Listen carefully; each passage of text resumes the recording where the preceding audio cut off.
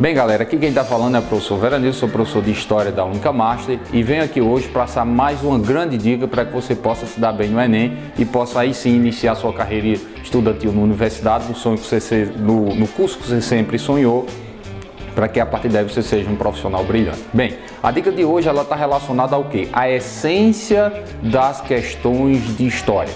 Você precisa entender o seguinte: as questões de história elas são pautadas dentro de um eixo temático.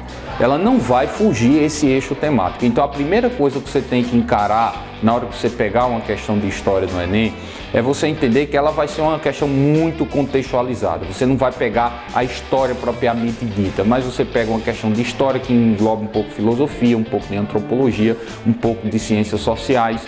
Já vi questões de história que envolvia até um conceito de química. Então você tem que ser esse aluno mais dinâmico. Você tem que enquadrar várias áreas de conhecimento dentro de uma mesma questão. Mas essencialmente a prova de história ela é voltada para a confecção de suas questões em cima de 4 eixos temáticos básicos. Isso você tem que ter em mente. Pegou a questão da prova, lê o texto, você tem que entender o seguinte: se o texto é um texto político, se o texto ele está tratando de economia, se o texto está tratando de cultura, se o texto está tratando de sociedade. Então, política, economia, cultura e sociedade. Esses são os 4 eixos temáticos da prova de história. Quando você pega a questão, ela essencialmente vai sabatinar em cima de um desses eixos temáticos ou de 2 ao mesmo tempo. Então, quando você lê o texto, percebeu que o texto trata de economia, então você já pode dar um passo à frente dos seus concorrentes. Por quê? Porque você vai ali focar nas opções que ela lhe der a que melhor trabalhe o parâmetro econômico. Se é uma questão que trabalha cultura, então dali você já sabe eliminar das opções abaixo as questões que não trabalhem cultura.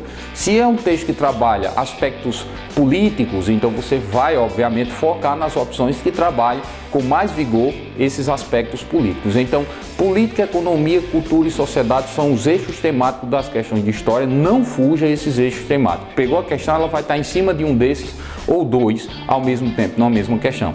Dê uma atenção especial para cultura e sociedade. Política e economia o Enem ainda trabalha, mas vem deixando cada vez mais de lado. Cultura e sociedade, questões que trabalham cultura, questões que trabalham relações sociais, questões que trabalham cotidiano, questões que trabalham mentalidade, são questões que vêm essencialmente caindo nas últimas versões do Enem. E é com esse modelo que você vai se deparar. Geralmente a gente vive uma vida estudantil no colégio onde a gente trabalha dentro de história muito política e economia. Então galera, o que você puder estudar nessa reta final em termos de cultura, de sociedade, de cotidiano, de mentalidade, de identidades, vai fazer uma diferença muito grande na hora que você pegar a prova do Enem, porque certamente você vai sabatinar em cima de algumas questões que vão dar ênfase a esses aspectos da história, a esses aspectos das relações sociais, a esses aspectos do cotidiano das pessoas ao longo de toda a construção do processo histórico, seja ele processo histórico nacional, seja ele processo histórico mais geral.